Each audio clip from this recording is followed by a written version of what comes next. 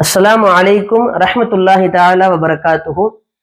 நாம் இன்றைக்கு பார்க்க இருக்கின்ற நஃப்ஸ் அந்நஃப்ஸுல் முல்ஹமா. அல்லாஹ் குர்ஆனிலே கூறி காட்டுவான், ஃபஅல்ஹமஹா ஃபுஜூரஹா வ தக்வாஹா. அல்லாஹ் அந்த நஃப்ஸிற்கு பாவத்தையும் தக்வாவை கற்றுக் கொடுத்திருக்கின்றான். அப்ப இந்த நஃப்ஸினுடைய சிஃபத்துகள் எல்லாம் என்னென்ன சொன்னா, கிதாபில் எழுதி செய்வார்கள், அஸ்ஸஹாஉ தாராளமான மனப்பான்மை இருக்கும், வல் கனாஅ திருப்தி இருக்கும், வல் இல்மு அறிவு இருக்கும், வத்தவாலு தாழ்மை அதாவது பணிவு இருக்கும், வஸ்ஸபுரு பொறுமை இருக்கும், வல் இஹ்திமால் அதா துன்பம் ஏற்பட்டால் சகித்துக் கொள்ளுகின்ற மனம் இருக்கும், வல் ஆஃபு மன்னிக்கின்ற மனமும் இருக்கும், வல் இஅராலு அனில் ஹல்கி படைப்பை விட்டு விலகி வாழ்வார், வைஸ்திகால் பில் ஹக்கி உண்மையில் ஈடுபடுவார். அது மட்டுமல்ல, ஷௌகு அல்லாவை அறிகின்ற தேடுகின்ற அந்த ஷவுக் அந்த ஏக்கம் இருக்கும், வல் ஈமான் ஈமான் நிறைந்திருக்கும், வல் புக்கா அழுகின்ற உள்ளமாக இருக்கும், வல் கல்கு அதாவது இறை பயத்திலே கவலை அடைகின்ற உள்ளமாக இருக்கும், வல் ஹுப்பு திக்ர் அல்லாஹ் திக்ரை பிரியப்படுகின்ற உள்ளமாக இருக்கும். இதுவெல்லாம் அந்நஃப்ஸுல் முல்ஹமாவுடைய அடையாளங்கள். நஃப்ஸுல் முல்ஹமா என்பது நல்லதும் கெட்டதும் தெளிவாக அறிகின்ற உள்ளமாக இருக்கும். அது மட்டுமல்ல, அது தக்வா வழியா செல்லுகின்ற நசீபை ஏற்படுத்தும், இறை நேசத்தை அதிகப்படுத்தும், நெருக்கத்தை ஏற்படுத்தும். அது மட்டுமல்ல, உள்ளம் சார்ந்த திக்ர் செய்கின்ற நசீபும் தரக்கூடியதாக இந்த நஃப்ஸுல் முல்ஹமா இருக்கின்றது. ஒரு முறை அபூபக்கர் சித்திக் ரலியல்லாஹு தஆலா அன்ஹு அவர்கள் வழக்கமாக அவர்கள் ஒரு குடும்பத்திற்கு உதவி செய்கின்ற வழக்கத்தை கொண்டவராக இருந்தார்கள்.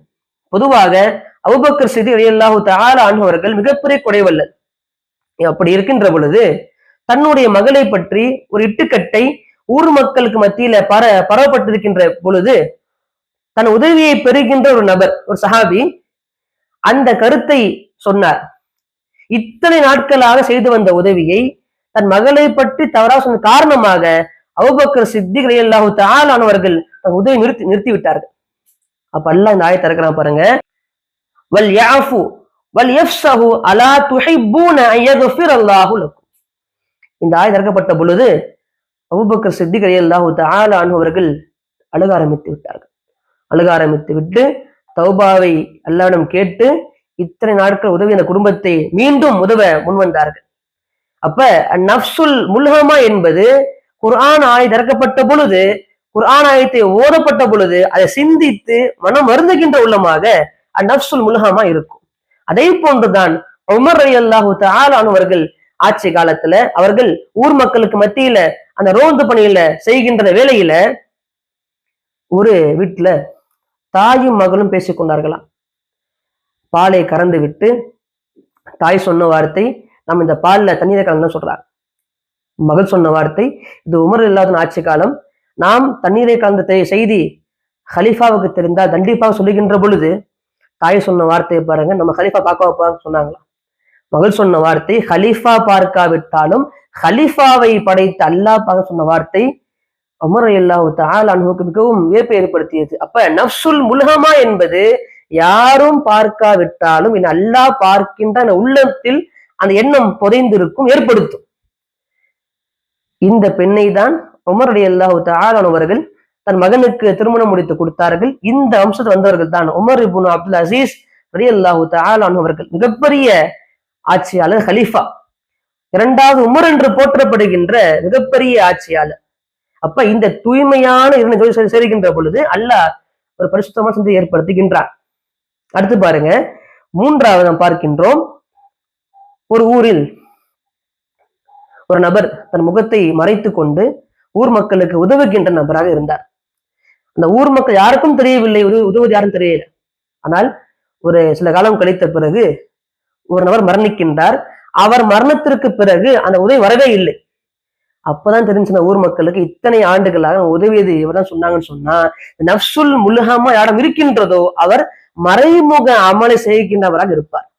அதே போன்றுதான் தாவூத் அலைஹிஸ்ஸலாம் அவர்கள் தான் செய்த ஒரு தவறின் காரணமாக அழுது அழுது அழுது தௌபா கேட்டு அல்லாஹ் மன்றாடி தௌபா கேட்டு பாவமன்னிப்பை பெற்றார்கள் சொன்னா, தான் செய்த ஒரு பாவத்தை எண்ணி வெம்புகின்ற உள்ளமாக அந்நஃப்ஸுல் முல்ஹமா என்பது இருக்கும்.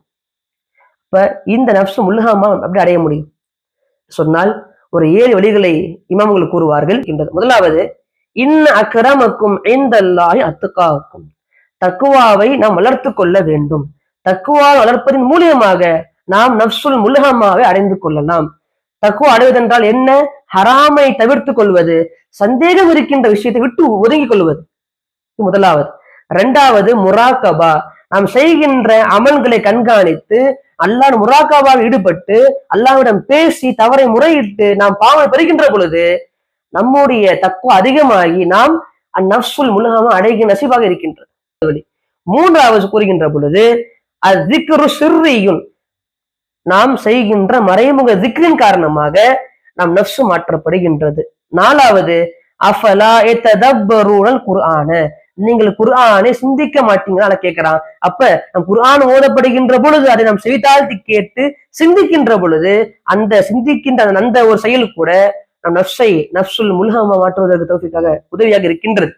அதே போன்று நம் உள்ளத்தில் ஏற்படுகின்ற, செயலில் ஏற்படுகின்ற, குணங்களில் ஏற்படுகின்ற மாற்றங்கள், பொறுமை, அஸ்ஸஹா தாராளமான மனப்பான்மை, கனாஅத் திருப்தி அடைகின்ற உள்ளம், அதே போன்று சபுர் பொறுமை, அத்தவாலு அந்த பணிவு, இதுவெல்லாம் நாம் ஏற்படுத்தி கொண்டோம் என்று சொன்னால் நாம் உள்ளம் நம் நஃப்ஸும் அந்நஃப்சு முல்ஹமா மாறுவதற்கு வாய்ப்பாக இருக்கின்றது. ஆறாவது நாம் இரவு நேரம் செய்கின்ற திக்ர்.